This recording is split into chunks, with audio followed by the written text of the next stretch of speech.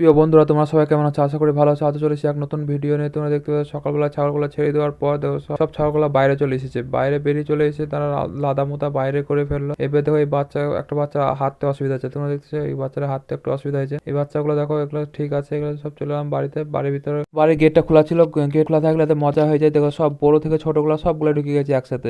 By করে দিয়ে এদেরকে বড়টাকে আগে খাবার দিয়ে দেবো, সরিষার পাতা দিয়ে দেবো। সরিষার পাতাগুলো দাঁতটাকে দিয়ে দেবো। তারপরে দেখো বাচ্চাগুলো আর মায়ের সাথে খেয়েছে। আর এই কালো বাচ্চাটা দেখবে, কালো বাচ্চাটা এতটা ছুচকি, দেখো ও ঘরে ঢুকে পড়বে, ভাগ পেলে ঘরে ঢুকে পড়ে। দেখো দেখো এবার ওদেরকে আমি নিপিল দিয়ে দেবো। নিপিল দিয়ে দেওয়ার পর দেখো নিপিল দেওয়ার সঙ্গে সঙ্গে দাঁতটাও চলে আসবে। দাঁতটা চলে আসলে দাঁতটাকে যদি আমি তাড়াতে দিয়েছি বা বাঁধবো তো ধরাই দিচ্ছে না। এবার ও আমাকে মারতে আসছে, ওর জন্য আমি ওকে খুব একটা লাড়ি না। এবার লাড়তে গেলে ভয় লাগে, কারণ আচমকায় যে কোনো জায়গাতে মেরে দিলে কোনো একটা অঘটন ঘটে যাবে। দেখো দড়ি পালিয়ে গেল। এবার বাচ্চারা ছেড়ে দিয়েছে। এবার দড়িটা নিয়ে যে আমি গলায় ভরে দেবো, গলায় ভরে দিয়ে তাকে বেঁধে দেবো, নাহলে খুব ছাগলকে খেতে দিবে না। দেখো এই মুরগির বাচ্চারা দেখছে পায়ে পায়ে ঘুরছে, খাবার দিতে হবে। আগে এই দাঁতটাকে বাঁধি, তারপরে বাচ্চারা খাবার দেবো। দেখো সর্ষের পাতা দেওয়া আছে। এবার এখানে বেঁধে দিলাম আর ছাটা চলে আসছে পায়ের কাছে, খাবে এখন। দেখো বেঁধে দেওয়ার পর আর একটা বাচ্চা আছে, সেটা বাচ্চাটাকে খুঁজছিলাম তো দেখছি ও খামারের ভিতরে ঢুকে বসে আছে। তো থাক, আর এই বাচ্চাটাকে আবার আমি চাল বাই করবো দুটো, আর বাচ্চাটাকে ডাকবো। দেখো বাচ্চারা ডাকলে বাচ্চারা চলে আসবে। দেখো দুটো হাতে চাল ধরবো আর এবং কত সুন্দর খাবে। দেখো এটা খুব বস হয়ে গেছে বাচ্চাটা। বাচ্চারা চালটা আরামসে খাবে, কোনো ভয় করে না।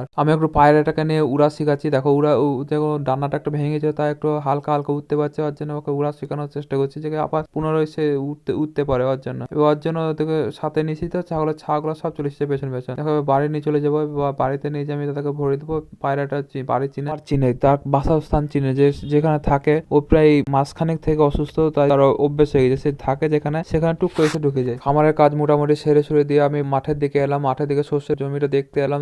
জমি দেখতে এসে এখানে একটা বাছুর ঢুকে গেছিল। শস্যের জমিতে একটা বাছুর ঢুকেছিল। সেই বাছুরটাকে আমি ধরে আর বাছুর সেটা আমি দেখবো, তার জন্য বাছুরটাকে আমি বেঁধে নিয়ে তার পেছনে পেছনে আমি চললাম। আমি আশপাশে মানুষকে জিজ্ঞাসা করছি এই গরুটা কার গরু, কেউ বলতে পারছে না সেরকম ভাবে। তাই আমি তাকে ছেড়ে দিলাম। আমি তার পেছনে পেছনে গরুটা দৌড়ছে, দেখো কেমন। বাছুরটাকে তার মালিকের হাতে তুলে দিয়ে আমি মাঠের দিকে এলাম। মাঠের দিকে এসে দেখো আমার সবজির কিছু গাছ ছিল, সেই গাছগুলো কোনো ক্ষতি হয়নি। তার পাশ দিয়ে পাহাড়িতে পা পড়লে গাছগুলো ভেঙে যেত, তাও যা গাছগুলো কিছু ক্ষতি হয়নি। আমি ছিলাম তাই রক্ষে না হলে কিন্তু একটু গাছের ক্ষতি হয়ে যেত। মাঠে থেকে আমি বাড়ি চলে এলাম। বাড়ি চলে এসে দেখো ছাগলের বাচ্চাগুলো সব এদিকে দুজন শুয়ে আছে, মাঝখানে ওর মা শুয়ে আছে, আর পাশে আর দুজন শুয়ে আছে। দেখো তিনজন তিন জায়গায় শুয়ে আছে। তারপর আমি জবের ভিতরে জব নিয়ে এলাম। জব কেটে নিয়ে আসার পর জবগুলোকে আমি বাড়িতে এসে কাটবো। সেগুলোকে কাটার পর আমি ছাগলকে দিব। দেখো তার আগে আমি দেখো সরঞ্জাম গুলো রেডি করে নিলাম। জবের বোঝাটা আমার কাছে নিয়ে নিলাম। জবের বোঝাটা কাছে নিয়ে এবার আমি হেসোটাকে ঠিকঠাক করে আমি কাটতে বসে গেলাম। কাটার আগে এবার জবটা হচ্ছে আমি একটু বেলা করে কাটি, তার কারণ হচ্ছে সকালবেলা শিশির থাকে, আমি একটু বেলা হয় তখন জবটা কেটে নিয়ে এলাম।